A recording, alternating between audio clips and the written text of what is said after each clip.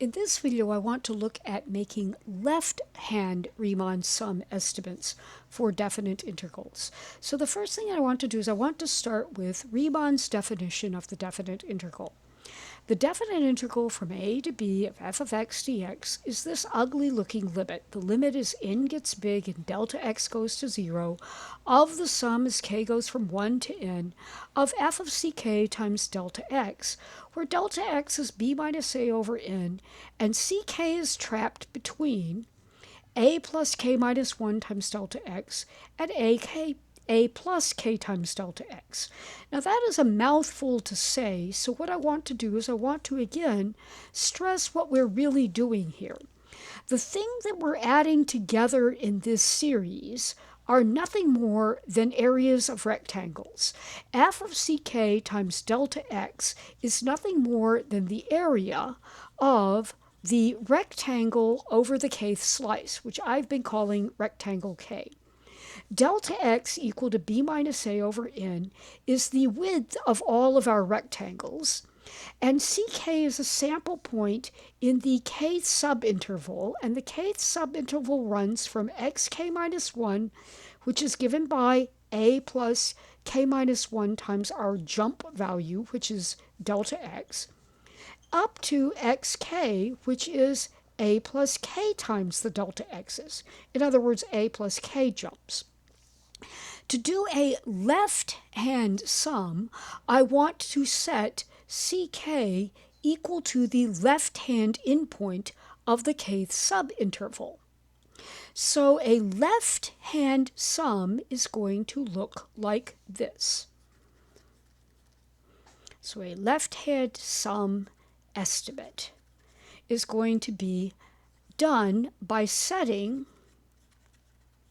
ck equal to a plus k minus 1 times delta x, and we're going to put this into that formula there. So that's what we're going to do. So let's do that on the next page. So our left-hand estimate, which is also called a left sum estimate, is going to be the sum as k goes from 1 to n of f of a plus k minus 1 times delta x, where delta x is b minus a over n. Now, this is an okay formula to be using, but we can clean stuff up just a little bit by changing the counter. So I want to look at changing the counter. So actually, let me do this in a new color.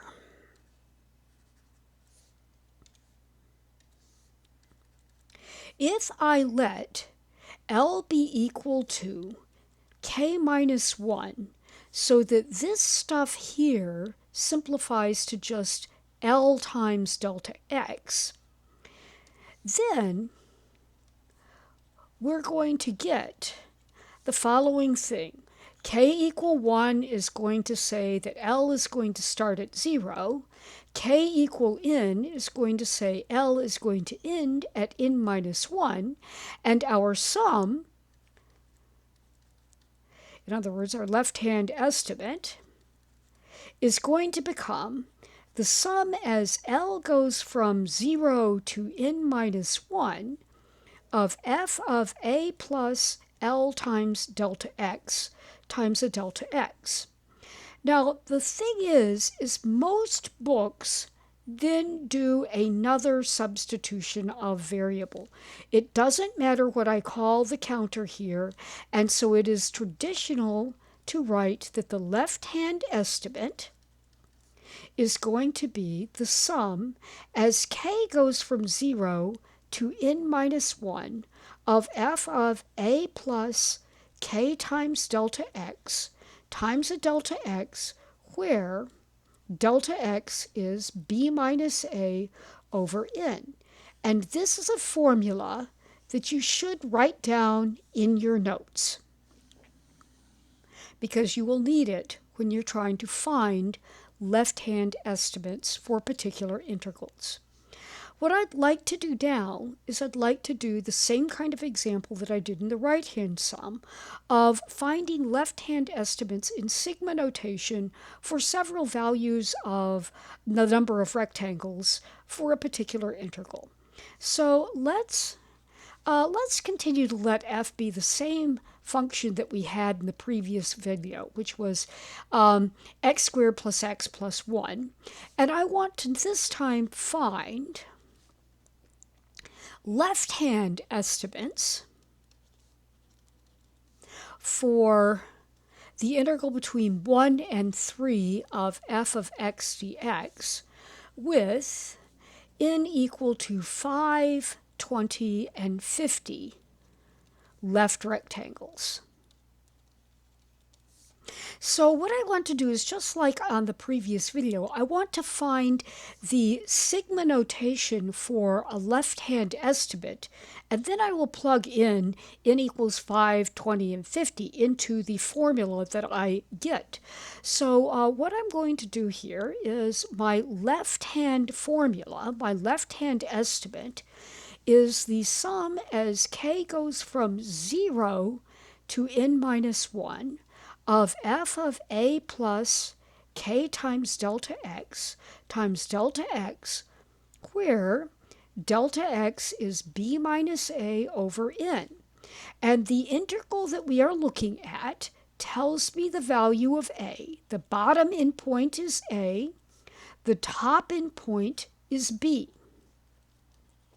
So delta x is going to be 3 minus 1 over n. That will be 2 over n. So I'm going to put that in for this and this. And the a is going to be replaced by a 1. So my left-hand estimate is going to be the sum as k goes from 0 to n minus 1 of f of a, which is 1, plus k times delta x, which is 2 over n. And then once I have f evaluated at that, I need to multiply it by delta x, which is 2 over n. Now the summation is, the terms look like this, but this 2 over n is a constant as far as this particular summation is concerned, so I'm going to bring it outside the summation, and in my next step we are going to write that my left-hand estimate can be written as the sum as k goes from 0. Well, actually, let's see, I forgot to bring that out, so let me bring that out. I said I was going to bring this out, so let me make sure that I bring it out. We're going to have 2 over n times the sum as k goes from 0 to n minus 1 of f of 1 plus 2k over n. Now it's a matter of remembering that f of x was x squared plus x plus 1, so we need to evaluate f at this mess. So we're going to have mess squared plus mess plus 1. So my next step is going to say that my left-hand estimate is going to look like 2 over n times the sum as k goes from 0 to n minus 1 of the junk squared,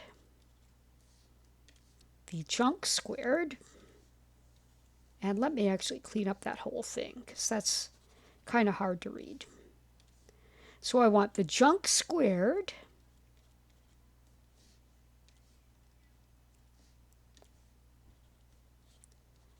plus the junk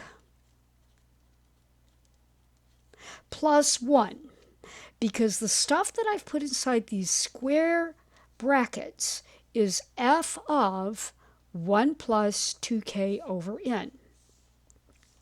Well, once I have that, it's now just a matter of cleaning stuff up to make it easier before I start substituting the n's in.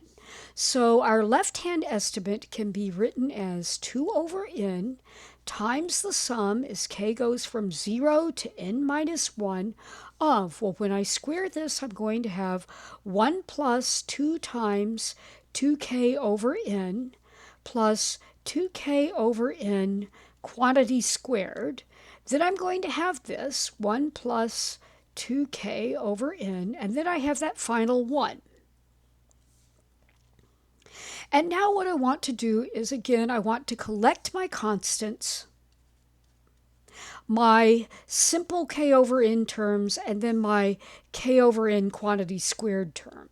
So I'm looking at the sum as k goes from 0 to n minus 1 of, well, let's see, we've got a 1 there, plus a 1 there, plus a 1 there, so we're going to get a 3.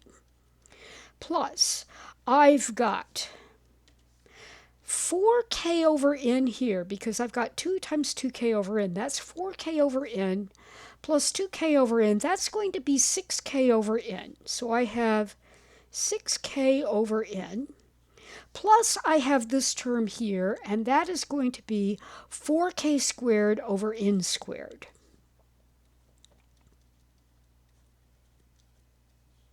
So this is the left-hand Riemann sum for any number of rectangles. What I need to do now is I need to look at plugging in n equal, let's see, my handwriting really got bad there. I want to plug in n is equal to 5, n is equal to 20, and n is equal to 50 into this particular formula. And when I do that, what are we going to get? Well, when n is equal to 5, what we're going to get is that my left-hand estimate is going to be 2 over 5 times the sum as k goes from 0 to 5 minus 1 is 4 of 3 plus 6k over 5 plus 4k squared over 25. When I look at n is equal to 20, my left-hand estimate is going to be 2 over 20 times the sum as k goes from 0 to 19 of 3 plus 6k over 20 plus 4k squared over 20 squared, which is 400. And I can clean this up if I want to and rewrite that as, well, let's see. 2 over 20 is 1/10 times the sum as k goes from 0 to 19 of 3 plus 3 over 20, 6 over 20 is 3/10, so I get 3/10 times k, and 4 over 400 is 1 over 100, so I have for my final term here plus k squared over 100.